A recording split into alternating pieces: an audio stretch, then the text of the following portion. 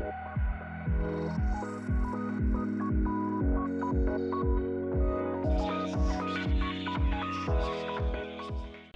guys, this is Elite Cleat Reviews, and today I have the video review of the Mizuno Ignitus 2. If you guys aren't familiar with Mizuno, Mizuno is a Japanese-based company, and they have really been making big impressions on the football boot market as of recently, in the past few years or so, with releases like the original Ignitus and the Mizuno Morelia Neo, which is their speed boot. But here I have it, it's the Mizuno Ignitus 2. And actually found this boot to really excel in comfort, while also maintaining a tight fit. So let's start off with the comfort, which was my favorite part.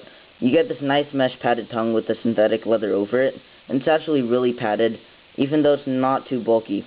Also in the heel, you get this nice, it's soft, but it's not going to be a suede feeling, but it kind of has that nice smooth touch to it.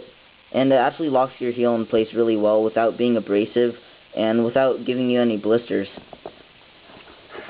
Let's take out the sock liner. The sock liner is actually pretty standard. It looks pretty standard, but it molds your foot well, and it's not too thin and it's not too thick, so I actually found it to be fairly good. You also get this nice arch support, which is a denser foam material in the midfoot, and it actually gives a nice comfortable fit to it. The breaking in period with these boots is actually really short. At first, when you take them out of the box, the leather will feel really tight on your foot, but give them a couple minutes and they'll actually loosen up and stretch. As you can see, they've stretched somewhat on the outside, but it's not going to be that much stretching. So if you have a really wide foot, I actually wouldn't actually recommend these, just because of how much they stretch. But if you have kind of like a narrow foot to a medium width foot, they actually do fit really well.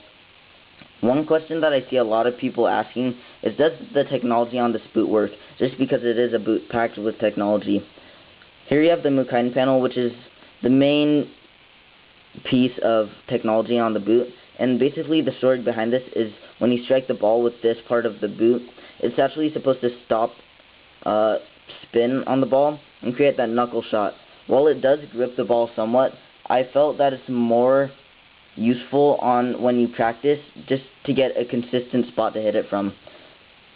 These smaller blue panels that run around the boot are called the 360 bio panels, and while they do increase some spin on the ball and they add grip, I actually felt it to take away from the touch a little, just because you don't get that kangaroo leather feeling of the boot. It's kind of, the bio panels kind of block that kangaroo leather feeling.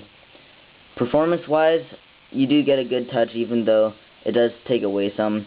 I felt you get a good feeling for the ball, but just not as good of a feeling of the ball if you had a straight-up kangaroo leather boot.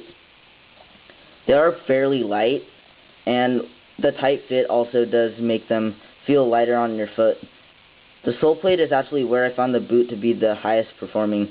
You get this layered sole plate, so you get the layer back here with the 4 heel studs connected to it, and then you get the second layer up front that's kind of on top of the first layer. You get carbon fiber in the forefoot and in the heel, so it actually adds a nice amount of stability, and you don't get any stud pressure from this boot at all. The stud pattern's fairly unique. You get bladed studs, but they're actually not too long, so you can actually wear these on turf. And they actually do release from turf wall. And one of the reasons is because, if you can see here, it kind of tapers down. That actually allows them to release from turf a little bit easier. So these are a turf-friendly boot. For what you pay, you get a really comfortable boot while also having that tight fit. And they actually do have a lot of support to them.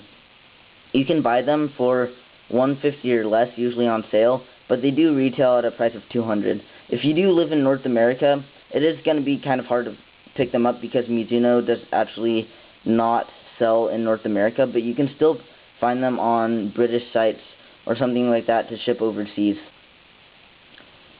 If you want to check out the written review, the link will be in the description below, and also the link to our Facebook page will be in the description, and please like that. And as always, guys, thanks for watching.